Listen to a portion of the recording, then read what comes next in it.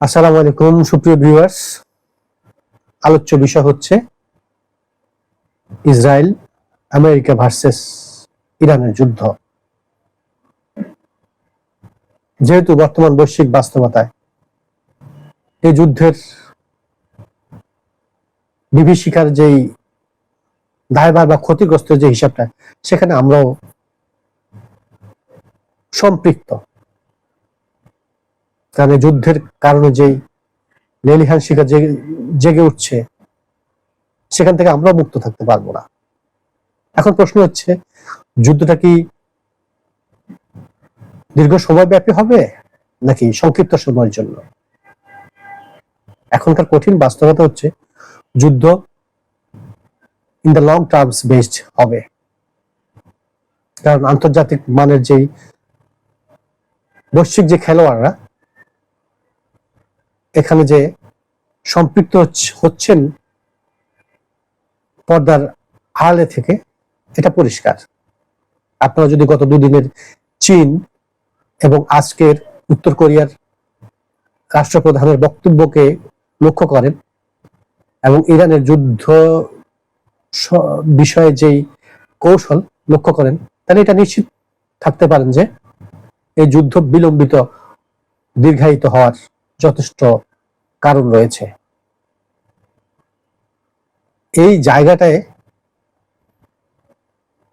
পৃথিবীর শান্তি কামী মানুষ যদি এখনো আগিয়ে না আসে, তৃতীয় বিশ্বযুদ্ধ লাগার সমূহ সম্ভাবনা রয়ে গেছে। যদিও ডোনাল্ড ট্রাম্প ইতিমধ্যে গত দুদিনের বিভিন্ন বক্তব্যে যুদ্ধ, তার দায়িত্ব, তার দায়ভার ইত্যাদিকে এড়িয়ে যেতে চাচ্ছেন। যুদ্ধের শুরুতে তিনি বলেছিলেন খুব সংক্ষিপ্ত সময়ের মধ্যে তিনি সবকিছু করে ফেলবেন, রেজিম চেঞ্জ করে ফেলবেন ইত্যাদি। এবং তিনি এও বলেছিলেন যে কাকে পরবর্তীতে ক্ষমতা নিয়ে আসবেন সেই তিনজন ব্যক্তিকে তা চিহ্নিতও করেছেন। কিন্তু দেখুন, ডোনাল্ড ট্রাম্পের বক্তব্যকে পাশ কাটিয়ে আজকে নেতানিয়াহু বলছে যে ইরানকে কারা শাসন করবে সেটা তাদের জনগণ নির্ধারণ করবে। অর্থাৎ ছেড়ে দে মা কেঁদে বাঁচি বাস্তবতায় কিন্তু ইরান এবং আমেরিকা এখন পড়ে গেছে। ডোনাল্ড ট্রাম্প তার সাংবাদিক সম্মেলনে আমেরিকান জনগণকে বোঝাতে চেষ্টা করেছেন, তার কাছে গোয়েন্দা তথ্য ছিল যে যদি আমেরিকা যুদ্ধে না জড়ায় বা ইরানের বিরুদ্ধে ব্যবস্থা না নেয়, তাহলে ইরান নিজে থেকেই তাদেরকে আক্রমণ করত। এটা যে একটা প্লে ফলস গেম, এটা কিন্তু আমেরিকার জনগণ বোঝে। এবং ইতিমধ্যেই দেখা গেছে যে শতকরা 72% লোক যুদ্ধের বিপক্ষে। আমেরিকা এখন বাস্তবতা এমন একটা হাতি হয়েছে যে নিজের ভারে নিজেই ডুবে যাবে, নিজেই ধ্বংস হয়ে যাবে। কিন্তু এই দীর্ঘায়িত যুদ্ধের ক্ষেত্রে কেন আমেরিকা না চাইলে এখন কেন যুদ্ধটা হবে? কারণ বৈশ্বিকভাবে এখন যারা খেলোয়াড়, পৃথিবীর বর্তমান বাস্তবতায় তো আমেরিকা এবং চীন পৃথিবীর নেতৃত্বের পুরো ভাগে। জার্মানি, ফ্রান্স, ব্রিটেন দুদিন আগে বলেছিল যে যুদ্ধে তারা সম্পৃক্ত থাকবে না, আবার বলেছিল থাকবে, আজকে আবার বলছে না এই যুদ্ধে তারা অংশগ্রহণ করবে না। অতএব কি বোঝা যাচ্ছে? আমেরিকা নিঃসঙ্গ হয়ে উঠছে। আমেরিকা এখন যুদ্ধ না চাইলেও যুদ্ধ করতে হবে, কারণ ইরান আর থামবে না। তাদের সামর্থ্যের মধ্যে তারা যুদ্ধ চালিয়ে যাবে। 90-এর দশকে আপনারা মনে করতে পারেন সোভিয়েত ইউনিয়ন আফগানিস্তান দখলের মাধ্যমে কিন্তু রাশিয়া, সোভিয়েত ইউনিয়ন ভেঙে রাশিয়ায় পরিণত হতে হয়েছে। ঠিক আমেরিকা নেতানিয়াহু বা ইহুদি বলের মধ্যে থেকে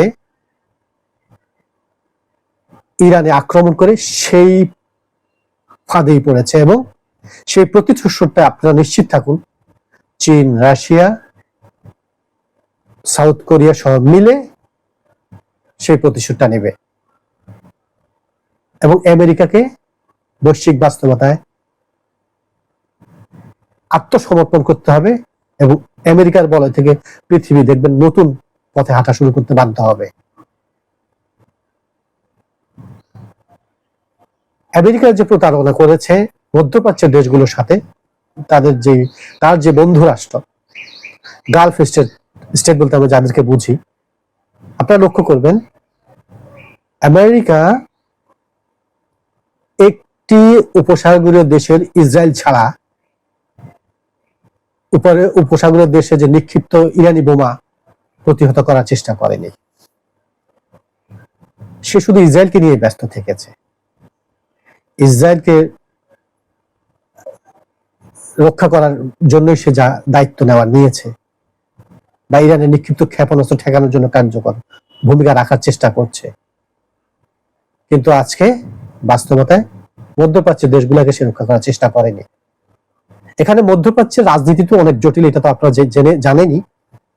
রাজনীতি যতই জটিল হোক, কিন্তু সাধারণ মধ্যপ্রাচ্যের প্রত্যেকটি দেশের জনগণের কাছে কি মেসেজ গেল, এবং মধ্যপ্রাচ্যের যে রাজতান্ত্রিক শাসন ব্যবস্থায় শাসকদের মধ্যে তো এটাকে নিয়ে ভাবনার যথেষ্ট অবকাশ রয়েছে। প্রিয় দর্শক মন্ডলী, ইরানি জাতির ইতিহাসকে যদি আমরা অবজার্ভ করি, এরা আত্মসমর্পণ করবে না, কম্প্রোমাইজ করবে না, যুদ্ধ চালিয়ে যাবে। এবং এটাই আমেরিকার জন্য এখন সবচেয়ে বোধের উপর বিষ ফোঁড়া যেটা, সেটা হয়ে গেছে।